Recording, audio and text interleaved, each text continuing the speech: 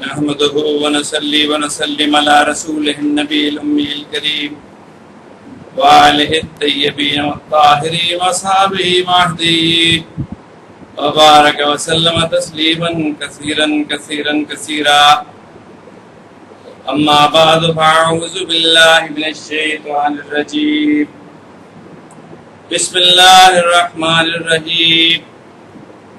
وآيات لهم الأرض الميتة أحييناها وأخرجنا منها حبا ومنه يأكلون وجعلنا فيها جنات من نخيل وعناب وفجرنا فيها من العيون ليأكلوا من ثمره وما عملته أيديهم أفلا يشكرون.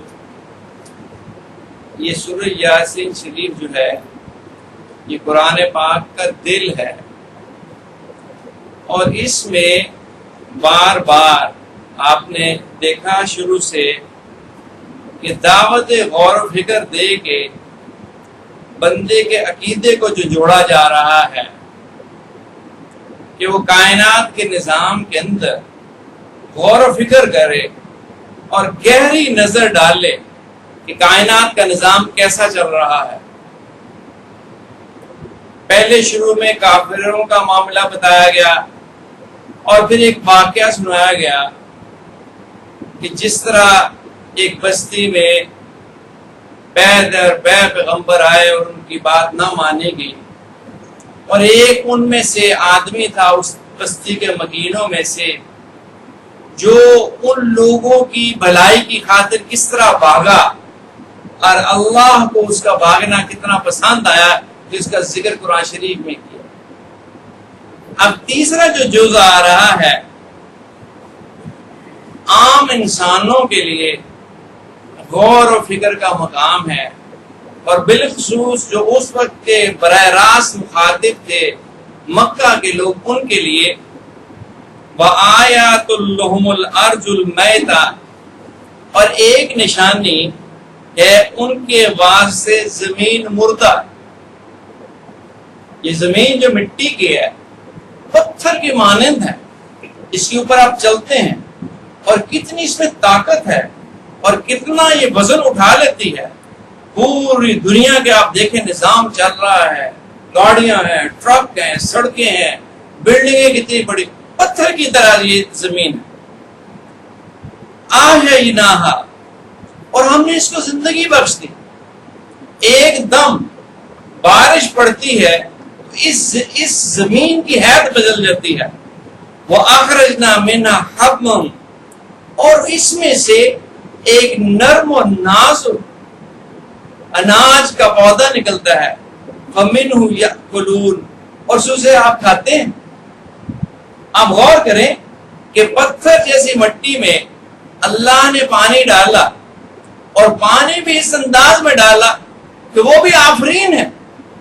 اگر سارے کا سارا پانی پرنالے کی طرح نیچے آئے تو جو زمین نیچے آئے اس میں گڑھے پڑ جائے، اور وہ جو چیز اس کے نیچے آئے وہ ٹوٹ پھوٹ کا شکار ہو جائے. پانی کی تو بڑی ایک طاقت ہے. آپ نے دیکھا کہ مصنوعی طور پہ پانی کو گراتے ہیں اور اس سے بجلی پیدا کر لیتے ہیں، ٹربائن چلتی اور اس سے بجلی پیدا ہو جاتی ہے، اور آپ شہروں جو ہے ان کے نیچے کھڑا نہیں ہو سکتا. تو اللہ تبارک و تعالی نے پانی کے آسمان سے پانی کو گرایا.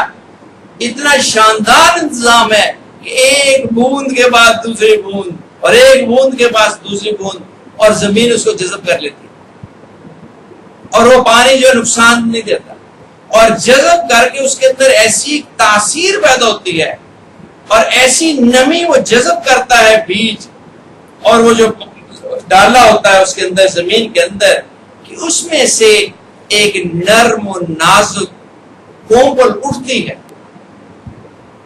اور بیج کا جس طرف سے منہ ہوتا ہے جہاں سے پودا نکلنا تو خود بخود اوپر کی طرف ہو جاتا ہے، اور پتھر جیسی زمین کو پھاڑ کے پودا باہر نکل آتا ہے. اور اب آپ اس میں دیکھیں کہ کیا رنگ ہے اور کیا خوشبو ہے اور کیا ذائقے ہیں اور کیا اس کے اندر نیوٹریشن ہے کہ انسان کے جسم کے اندر جو جو چیزوں کی ضرورت ہوتی ہے وہ ساری کی ساری اس کے ذریعے سے پیدا ہے. فَمِنْهُ يَأْكُلُونَ اور آپ کھاتے ہیں. وَجَعَلْنَا فِيهَا اور اسی زمین کے اندر جنات باغ بنا دیا اللہ نے من نخیل کھجور کے. کھجور بھی ایک مارکت الآرا چیز ہے. اس کے اندر اللہ نے گلوکوز رکھا ہے, شکر. 3 چیزیں ہیں جو انسان کو غذائیت دینے میں ایک سیر ہے, کاربوہائیڈریٹس اور فیٹس اور پروٹینز. تو کاربوہائیڈریٹس میں سے سب سے زیادہ شاندار جو چیز ہے وہ فرکٹوز ہے, اور فرکٹوز جو پھلوں میں ہوتا ہے. تو اس کے اندر کھجور کے اندر اللہ نے عجیب تاثیر رکھی ہے, زود ہضم شکر اس کے اندر. اور پھر اس کے اندر پوٹیشیم ہے. پوٹیشیم بھی ایک معدنیات ہے جو انسان کے جسم کے لیے انتہائی ضروری اور انتہائی مفید ہے. اگر پوٹیشیم کم ہو جائے تو دل کی دھڑکن ڈسٹرب ہو جاتی ہے, بہت زیادہ کم ہو جاتی ہے تو آدمی کی موت واقع ہو جاتی ہے. تو کھجور میں اللہ نے ایسا ایک سٹور ہاؤس آف انرجی ہے, اس کی مثال کوئی. اور ہزارہا قسم کی کھجوریں ہیں, ہزارہا قسم کی کھجوریں ہیں. حضور نبی کریم صلی اللہ علیہ وسلم نے کھجور کو پسند فرمایا, اور روزے کی افطار کے لیے آپ نے فرمایا کھجور سے روزہ افطار کرو, اور یا کھجور نہ ہو تو پانی سے. تو کھجور وعناب اور انگور بھی اسی طرح ایک بڑی زبردست اس کے اندر اللہ نے تاثیر رکھی ہے. پھلوں میں سے بہترین یہ پھل ہے, اور اس کے اندر بھی فرکٹوز ہے, اور اس میں ڈفرینٹ مختلف قسم کی چیزیں ہیں جو انسان کی صحت کے لیے بہت زیادہ مفید. وَفَجَّرْنَا فِيهَا مِنَ الْعُيُونِ اور پھر ان کے اندر چشمے چلا دیے پانی کے. پانی صاف اور میٹھا اور پاک کرنے والا اور صحت اور زندگی بخشنا. ایک آسمان سے پانی گرا اور اس کو زمین میں جذب کیا, اور پھر اندر جذب کرتے کرتے کرتے چلے گیا, اس سے کنویں بن گئے. پھر ایک آسمان سے پانی منجمد ہوا اور وہ برف کی صورت میں گرا, اور برف سے پھر چشمے نکلے جس سے پہاڑوں سے دریا اور چشمے جاری ہوتے. کیسا نظام ہے اللہ, کیسا نظام ہے اللہ. تو بنا سکتا ہے ایسے, اس پہ غور کرے, اس پہ غور کرے کہ یہ خود بخود تو نہیں ہو رہا. لِيَأْكُلُوا مِنْ ثَمَرِهِ تاکہ ان پھلوں میں سے تم کھاؤ اور صحت بناؤ. وَمَا عَمِلَتْهُ أَيْدِيهِمْ اور اس کو نہیں بنایا آپ لوگوں کے ہاتھوں نے. ساری دنیا کی سائنس اینڈ ٹیکنالوجی بن کے مل کے ایک انگور نہیں بنا سکتے. ایسنس بن جاتی ہے, اس کی خوشبو بن جاتی ہے, لیکن اس کا لذت اور ذائقہ اور اس کی خوشبو اور جو اصل قدرت نے چیز رکھی ہے وہ نہیں بنا سکتی. افلا یشکر کیا آپ اس پہ شکر نہیں کرتے؟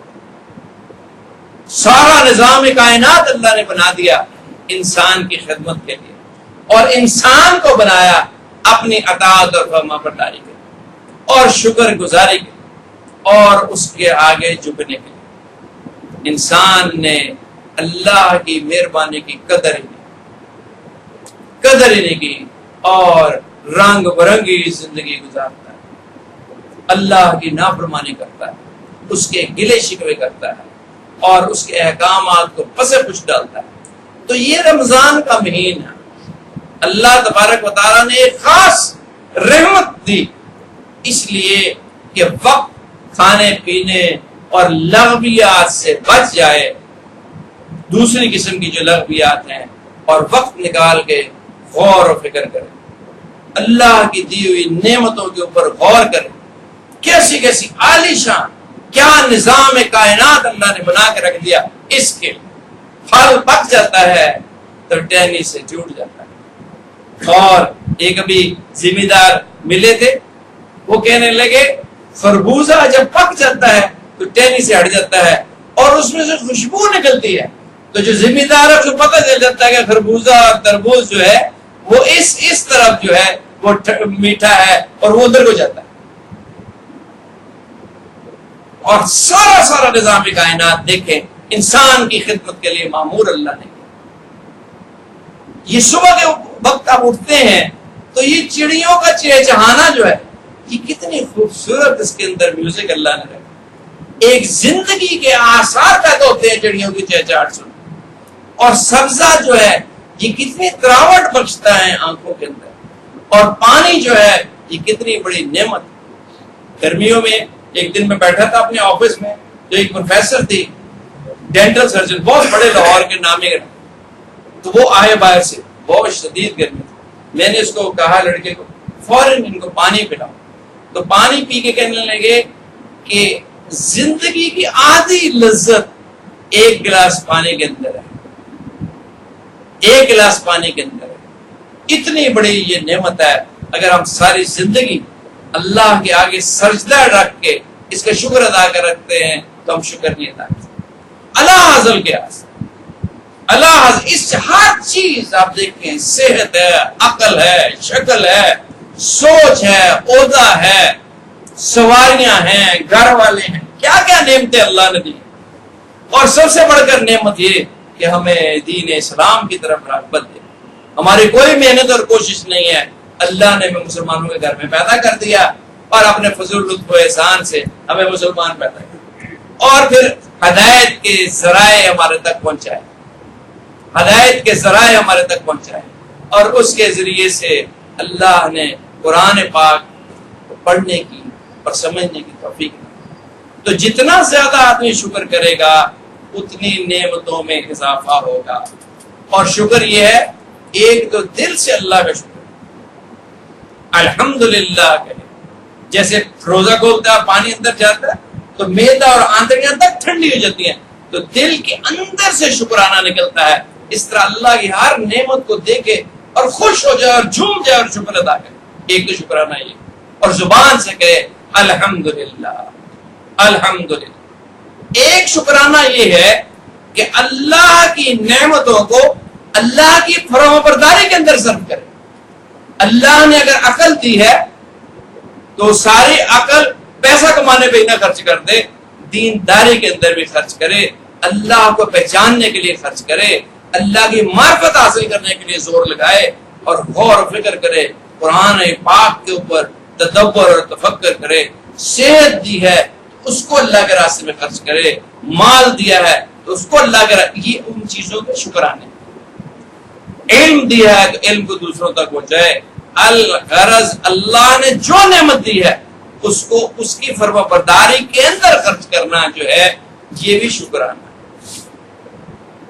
اور تیسرا یہ ہے کہ جو کچھ بھی اللہ نے دیا ہے اس کو اپنی ملکیت نہ سمجھے اللہ کی نعمت تھی, اللہ نے دی, اس کی مہربانی تھی, آپ آگے میں اس کو چلاؤ,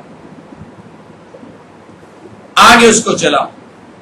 جیسے کہتے ہیں کہ جو اللہ نے دیا تھا اس میں سے آگے دے. اللہ نے جو عقل دی تھی اس کو آگے استعمال کرے. اللہ نے جو مال دیا تھا آگے اس کو خرچ کرے. اللہ نے صحت دی تھی آگے اس کو, اللہ کی دی ہوئی نعمتوں کے اندر بخل نہ اور ان کو اللہ کے راستے میں خرچ کرے. تو یہ رمضان شریف آخری عشرہ آن پہنچا. اب جو کمی کوتاہی ہو گئی ساری زندگی کی اس کی بھی معافی مانگنی ہے, اور جو اس 20 دنوں میں ہم کہاں کو اس سے فائدہ نہیں اٹھا سکے اس سے بھی معافی مانگیں. آخری عشرے کے اندر اعتکاف کیا جاتا ہے. سارے ساتھی اس کی کوشش کریں کہ 10 دن کا اعتکاف یا 9 دن جتنے بھی اللہ مو اس میں اپنی قریبی مساجد میں اعتکاف. اور اگر 10 دن نہیں ہو سکتا تو پھر تھوڑے دنوں کا بھی نفلی اعتکاف کیا جا سکتا ہے, جتنا جس کو میسر ہو. 6 دن 5 دن 4 دن 3 دن کچھ وقت مسجد کے اندر ضرور, اور مسجد کے اندر بڑی فہم کے ساتھ اور بڑی فکر مندی کے ساتھ. یہ نہیں کہ مسجد کا ماحول ہی خراب کر دیں جیسا کہ آج کل ہو رہا ہے. اعتکاف والے خوب ہلڑ بازی کرتے ہیں, پارٹیاں کرتے ہیں, چرغے کھاتے ہیں, گپے مارتے ہیں, سگڑا چاہتے ہیں. یہ اس سے مسجد کا تقدس پامال ہوتا ہے. مسجد کا ایک تقدس ہے, اللہ کا گھر ہے, اس کی ایک سینکٹریٹی ہے، اس کو برقرار رکھتے ہوئے اعتکاف کیا جائے، اس میں بھاگا نہ جائے، بولا نہ جائے اور بدتمیزی نہ کی جائے، گند نہ پھیلایا جائے، کھجوروں کی گٹلیاں وہاں پھینکی نہ جائیں، سالن نہ وغیرہ جائے، ایسی چیز وہاں نہ پھینکی جائے کہ لوگ نماز میں آئے تو انہیں نماز کے اندر کوفت، اور چھوٹے بچے جو ہے وہ اعتکاف نہ کریں، وہ اپنے والدین کے ساتھ اعتکاف کریں، نابالغ بچے وہ پھر بہت مستی اور مسجد کا ماحول خراب، لیکن ہر شخص ارادہ کرے اور کوشش کرے کہ ان آخری ایام میں جو ہے وہ اعتکاف کرے، اور پھر جو کم از کم یہ ہے کہ طاقت راتیں جو آئیں گی 21، 23، 25 اور 27 اور 29، ان میں جو ہے وہ ہوگی شب قدر، تو ان راتوں کو تو ضرور جائے اور اس میں تھوڑی تھوڑی عبادت نشاط کے ساتھ، کچھ تلاوت، کچھ ذکر، کچھ نوافل، کچھ دعا، صلاۃ التسبیح بدل بدل کے، تاکہ نشاط رہے طبیعت کے اندر۔ جو شخص اعتکاف کرے گا اس کو تو لازماً شب قدر مل جائے گی، کیونکہ اس کا سونا بھی عبادت ہے۔ جو اعتکاف نہیں کر رہا وہ کوشش کرے ان طاق راتوں کے اندر تو تھوڑا سی محنت کرے۔ اللہ تبارک و تعالی ہمیں توفیق نصیب فرمائے کہ ہم ان قیمتی ایام کا فائدہ اٹھا لیں، اور جو کمی رہ گئی پچھلے 20 دنوں میں ان کو تلافی کر لیں، ابھی موقع ہے۔ اب تھوڑی دیر ذکر کر لیتے ہیں۔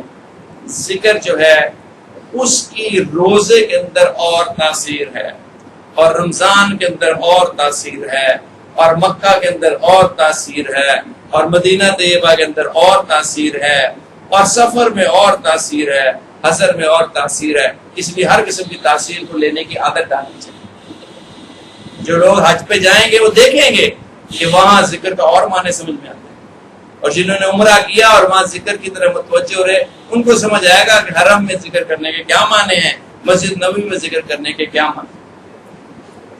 اسی طرح رمضان میں ذکر کی ایک خاص تاثیر ہے، اس کو محسوس کریں۔ افطاری سے پہلے بھی ذکر کیا کریں، سحری سے پہلے بھی ذکر کیا کریں، تراویحوں کے دوران بھی ذکر کیا کریں، جب امام صاحب 4 تراویح کے بعد بیٹھ جاتے ہیں اس میں بھی ذکر کیا کریں، تو تاکہ دل کے اندر شگفتگی اور نشاط آئے اور اللہ کی رحمت دل کی طرف۔ تو یہ وقت مقبولیت کا وقت ہے اور اللہ کی رحمت متوجہ ہے، اس لیے بڑے دھیان سے۔ اس وقت میں دیکھ رہا ہوں اکثر ساتھیوں میں نیند کا غلبہ ہے، پتہ سمجھ نہیں وجہ کیا ہے، روزے سے تھکاوٹ ہو جاتی ہے یا کیا ہے، اونگ رہے ہیں سب لوگ۔ تو نشاط کے ساتھ ذکر کرنا اور ہمت کو کبھی کر کے اور